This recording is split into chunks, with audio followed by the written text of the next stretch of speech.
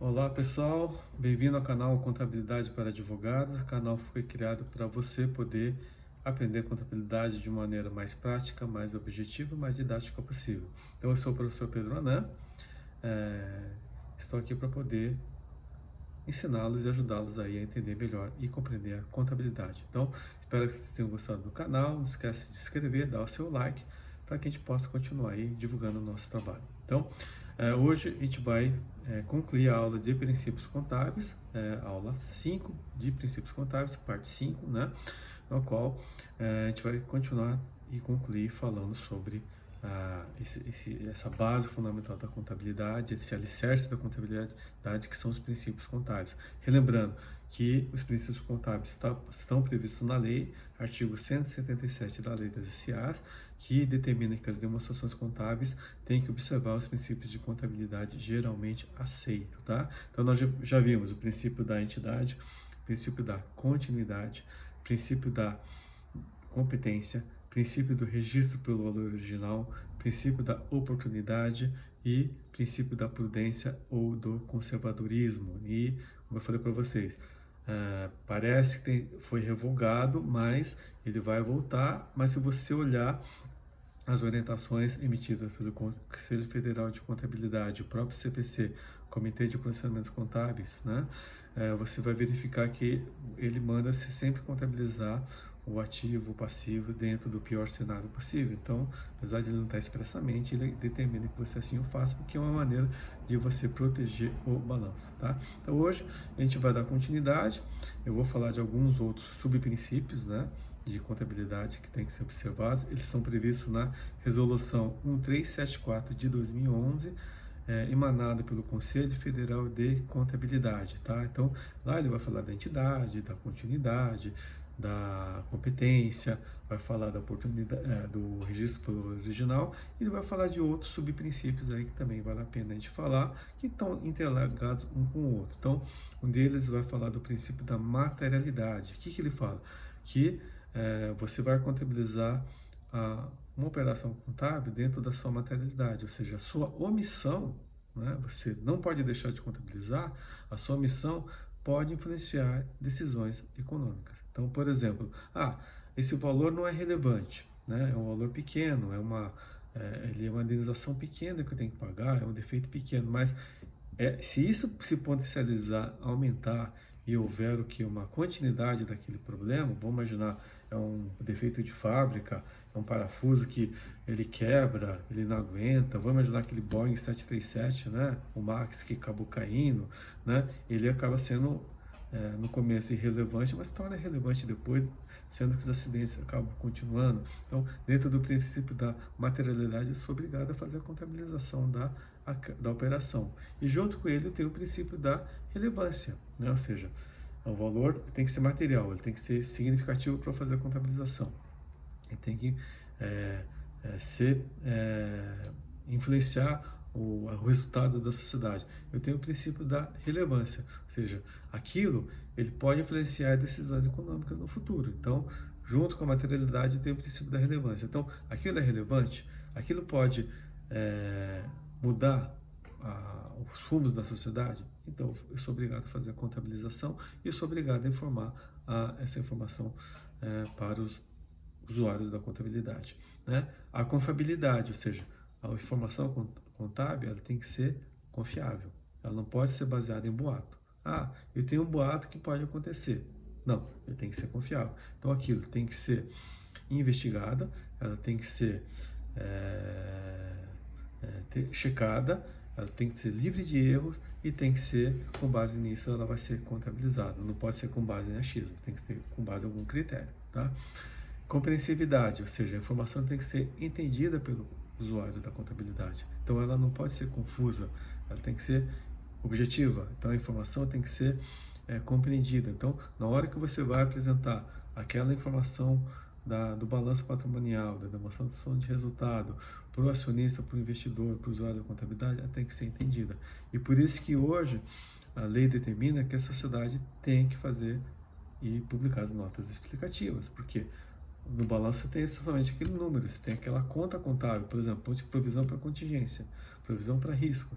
Então, como é que eu vou somente entender se aquela informação é relevante, se ela é confiável, se ela é material? Eu tenho que olhar uma nota explicativa, por exemplo. E é nessa nota explicativa que a informação vai estar um pouquinho melhor destrinchada. E você, como investidor, como acionista, né, você pode exigir da sociedade que ela explique e te preste esclarecimento acerca daquelas informações, porque é com base naquilo que você vai tomar a sua decisão. E por fim, eu queria falar, né, de um princípio contábil, né, que surgiu, né, que foi criado aí pela Resolução 1374 de 2011, que acaba sendo muito útil para a gente no direito tributário, que é o princípio da primazia da essência sobre a forma. O que ele fala isso? Né? O que ele trouxe de novidade? Né? Por que ele é importante, gente? Porque ele demonstra que a contabilidade ela é subjetiva. Né? Demonstra que ela não é matemática, que você vai somar 1 mais 1 dá 2 e contabilizar. Né? Ela é uma ciência subjetiva, que depende de uma interpretação, que ele vai determinar o seguinte, que as transações e eventos devem ser contabilizados de acordo com a substância e realidade econômica. Ou seja, não basta contabilizar a operação somente com base no documento. Eu tenho, por exemplo, lá, tenho um contrato de prestação de serviço, eu tenho uma nota fiscal de prestação de serviço e tenho a emissão, a transferência bancária e final do pagamento daquela nota fiscal, daquele contrato. Então, aparentemente, isso é o quê? Isso não é um contrato de prestação de serviço, mas aí eu sei que aquilo, na verdade, é uma nota fiscal no qual eu eu orientei os meus funcionários que ganham um maior salário a emitir a nota fiscal, criar uma sociedade e prestar serviço para mim. Por quê? Qual que é o meu objetivo com isso? Eu vou economizar, reduzir os encargos previdenciários, que eu deixo de pagar os encargos de folha, não vou pagar FGTS, não vou pagar férias, né? Eu vou ter uma economia dos encargos previdenciários, daqueles 20% mais aquele adicional, né? E por sua vez o funcionário vai ter uma economia tributária que vai deixar de tributar na pessoa física os 27,5% na tabela progressiva e vai tributar pelo simples ou pelo lucro presumido, né?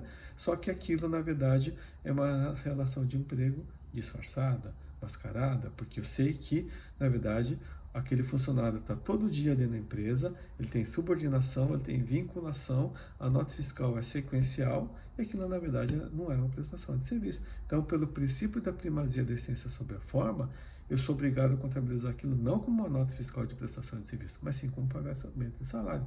Aí você cria o dilema de Sofia, principalmente para o contabilista. Eu sou obrigado, pelo princípio da primazia da essência sobre a forma, contabilizar a operação de acordo com a real essência econômica da operação, só que o dono da sociedade, né, o administrador, né, me obriga a contabilizar como nota fiscal de prestação de serviço. Então, o que eu tenho que seguir? Então, você como contabilista, né, é obrigado a seguir a realidade da operação, a essência econômica da operação. E isso a gente vai trazer aonde, gente? Para o planejamento tributário. Lembra aquela questão quando você vai estudar planejamento tributário, fundamento econômico da operação, business purpose e toda aquela teoria toda que foi trazida quando veio a norma de lisão criada pelo MP66? Então, aquilo tudo é reforçado pelo princípio da primazia da essência sobre a forma. Ou seja, você vai ter que contabilizar a operação de acordo com sua essência econômica, não de acordo com o documento jurídico. Aí hoje você cria problemas, é lógico. Uma empresa séria, uma empresa correta, vai tentar contabilizar o mais correto possível. Mas a gente sabe que o empresário, para poder economizar, ele vai utilizar de algum subterfúgio. Por exemplo, ele cria empresas no Simples, no qual ele coloca os funcionários para prestar serviço para a empresa para poder economizar encargos previdenciários. Só que a empresa está lá, tem sede no local da empresa, todos têm subordinação, todos têm tem vinculação com a sociedade, que na verdade aquilo é uma relação de emprego. Então, isso traz o quê? Qual que é o objetivo? Para poder trazer a maior transparência possível das demonstrações financeiras, para evitar justamente o que, gente? A confiabilidade da informação, né? Ter o quê?